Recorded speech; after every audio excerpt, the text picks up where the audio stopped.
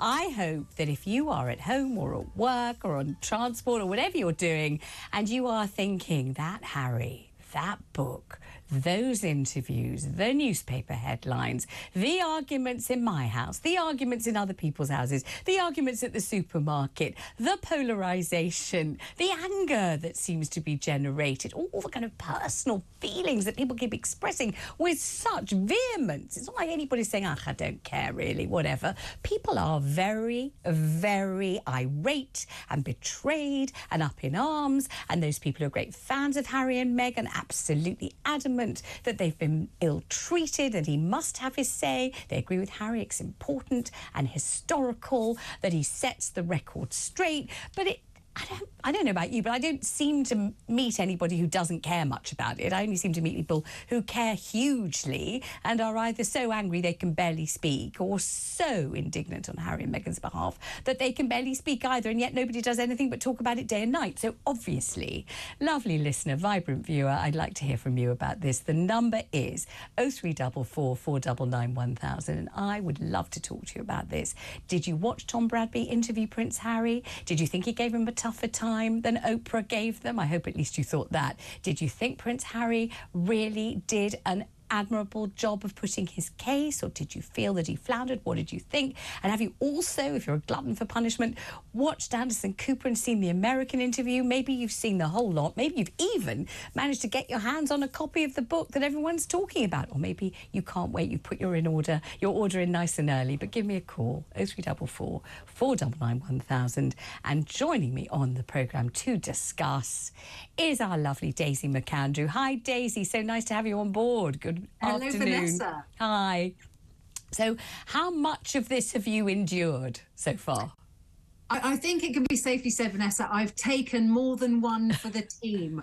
I have sat through all the interviews. I have read transcripts. I'm ploughing my way through the book. I've got the Audible version that Harry narrated, ready to download this evening when it drops. I'm pretty much immersed in it from every angle. You see, I thought I'd done a noble job because I was there as the sort of simultaneous Spanish translation was being piled in bits of manuscript on the desk. That was all going on, and I've read everybody's comments about absolutely all of it, and I've watched Tom Bradby. I haven't yet sat through Anderson Cooper, though I'm sure I'm going to, and I haven't got my mitts on the book, but when I do, I will most definitely read it. But let me know what you thought. Shall we start with the Tom Bradby interview and whether you felt that maybe unveiled another side of Harry, or whether Harry was more sympathetic and more, we felt more empathy with him in that interview than we had before? What did you think? Like so many things, Vanessa, putting my own personal views to one side, as I started to read the reaction, as I'm sure you have as well on social media, it's like people were watching two different interviews depending on who you were talking to, exactly, or whose comments you were reading or listening to.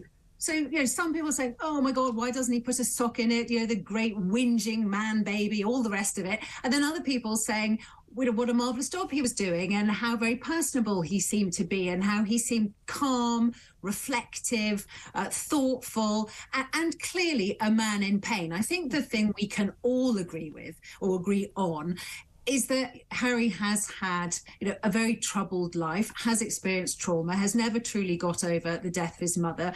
Having to go through that in the public eye clearly made it even worse than it could have been. He said in the interview that his father hadn't possibly been the best single dad in the world, and that certainly didn't help. So I had sympathy for him, and I thought he put on a good performance. And I also thought that Tom Bradby did a pretty good job. Now, our friend and colleague Mike Graham, I know, was ranting during the interview and saying how awful it was. I disagreed with Mike. I thought it was a good interview. I thought Tom Bradby, he didn't give him both barrels, but I thought he gave him a good going over and pushed on some of those important moments.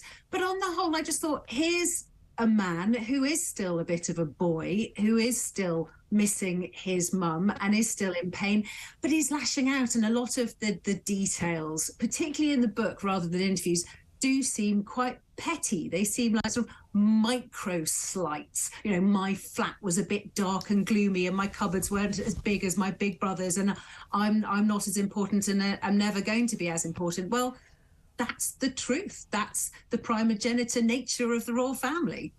I mean, I thought it was a bizarre mixture of utterly, heartbreakingly, searingly, emotionally raw and utterly ridiculous and a complete waste of time. I mean, both things seem to be encompassed in this one book and in all the interviews that he seems to be giving about them. What did you make, though, when Tom Bradby asked Harry about racism in the royal family and what Harry said in response? Because it's been suggested that Tom Bradby practically fell off his chair and the audience heaved a collective gasp of shock when that happened. Yeah, and I'm sure nearly all the listeners and viewers will know what we're talking about, but just in case they don't, there was this moment that you were just alluding to, Vanessa, where Tom Bradby was pushing Prince Harry on the racism within the royal family. And Harry said, I never said that the royal family is racist. And Tom said, but in the Oprah interview, your wife said that people had commented on how dark the skin of your unborn baby might be. Surely that is racist. And Harry said,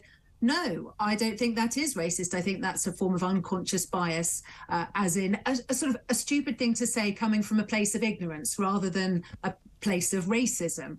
Now, that's all well and good. And I happen to agree with Harry on that. I think that probably is the kernel of nearly all of those problems, a position of a bit, jumping in with both feet, saying something stupid, born from not realizing how serious what you're saying is. The problem with that is that Harry went on to say that should be called out, should be corrected. There's meant to be a diversity czar at Buckingham Palace. That hasn't happened. Well, actually, that has happened. And if it's meant to be called out, and one of Harry's constant complaints has been when things have been misrepresented by the press, which is what he said happened during that interview and after that interview, those things should be corrected by the palace. Now, he was the only person, him and Meghan were the only people who could correct that misunderstanding after the Oprah interview, and they didn't. So to my mind, that is him falling by his own standards. He should have gone out after that interview and said, hang on a minute, everyone is saying that we are accusing the royal family of racism. That's not what we meant. But they never corrected that. So that was a black mark as far as I was concerned in that interview. That was not a good moment. The other element, and one of many, I suppose, that was surprising, was when Harry sort of leapt to the defence of Lady Susan Hussey, because when Ngozi Fulani revealed what Lady Susan had said to her at Buckingham Palace at the reception hosted by Camilla, the Queen Consort, and everybody knows the story by now, we've all heard it a million times, that Lady Susan Hussey, who was one of the Queen's most trusted confidants and most long-standing lady-in-waiting, said repeatedly to Ngozi Fulani, where have you come from? Where are you from? Where did you come from? Where did you come from? And Ngozi Fulani kept saying, well, Hackney, I come from a charity called Sister Space, London, I was born here in London. And she kept on asking her. And I think lots of people thought, well, Harry and Meghan will be glad that this story has come out because it will be an example that they can use to kind of give substance to their allegations or suggestions about racism, either conscious or unconscious or subconscious, at Buckingham Palace, in court and among the royal family and the royal family's courtiers. So it was very surprising, I thought, to hear Harry say how much they thoroughly like Lady Susan Hussey and they don't think she did anything wrong at all or something, whatever he said. Yeah, that's exactly what he said. He said that he thought that was another example of a mistake made out of ignorance and unconscious bias, but that Susan Hussey was somebody who both he and Meghan thought was great and actually love her.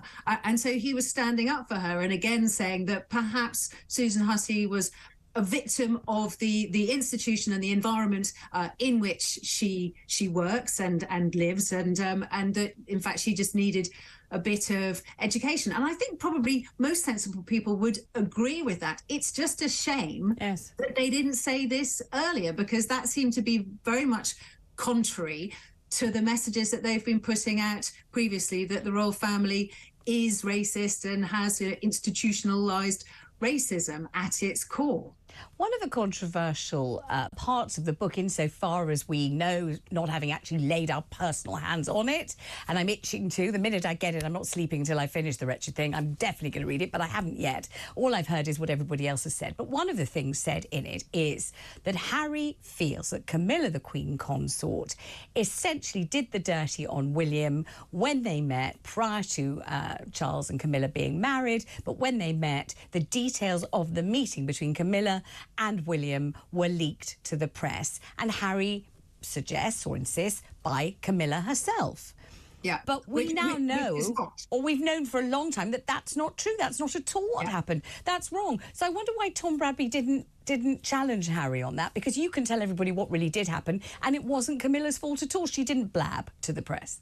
That's absolutely right. And I think this is one of many examples, I suspect, throughout Harry's life where Harry has clung on to paranoia and a conspiracy theory and a infamy, they've all got an infamy kind of attitude, and then put the facts as he see them into a pot that makes the case for where he's coming from. And in that case, it was not. Now, you and I have been around the block long enough, Vanessa, to know that most stories and most things that happen are not conspiracy. They are very often, almost inevitably, some sort of cock-up. And that's exactly what happened in this instance. So they had this meeting, the first proper meeting between Camilla and William, and within a few days, it was leaked to the Sun newspaper. And Harry was convinced, and maybe William was as well, we don't know, that it was Camilla who leaked it because they didn't think anyone else knew about it. In fact, what happened was the only person that knew about it was Camilla's personal assistant, who happened to tell her husband that this meeting had happened, who happened to play tennis with somebody who happened to do business with somebody at the Sun, and it got back to the Sun and it got into the Sun newspaper. It was a complete mistake. It was not malicious, and it was how so many of these things happen. But of course, from Harry's perspective, he just thought, that's Camilla.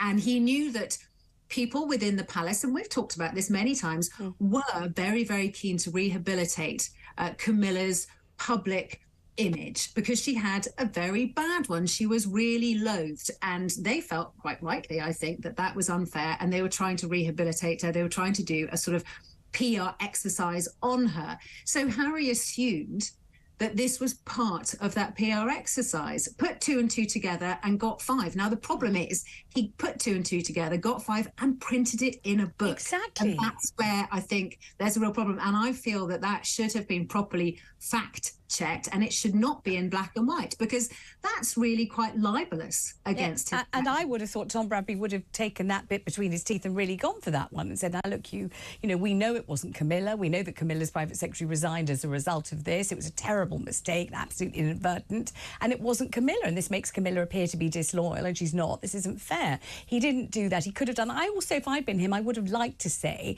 when you ended up falling on the dog bowl after William gave you a punch in the chops or whatever it was, you then phoned your therapist.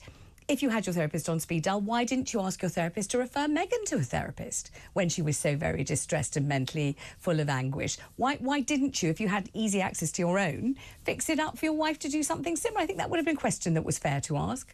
I think that's fair. And a lot of these things, we sat down yesterday hoping that Tom would ask those questions. Now, to give him his due, this interview was printed sometime. This interview was filmed some time ago, before a lot of these anomalies had been really worked out. And I think that the ITV team had the book, and they had their opportunity, and they were trying to go through the book and pick out the biggest stories as far as they see them. And I suspect they just didn't notice that thing about the therapy and the dog bowl. They probably didn't notice that thing about Camilla and the story with the Sun, because this book has so many. I know, so many. It does. I mean, it certainly is the gift that goes on giving in terms of things to talk about.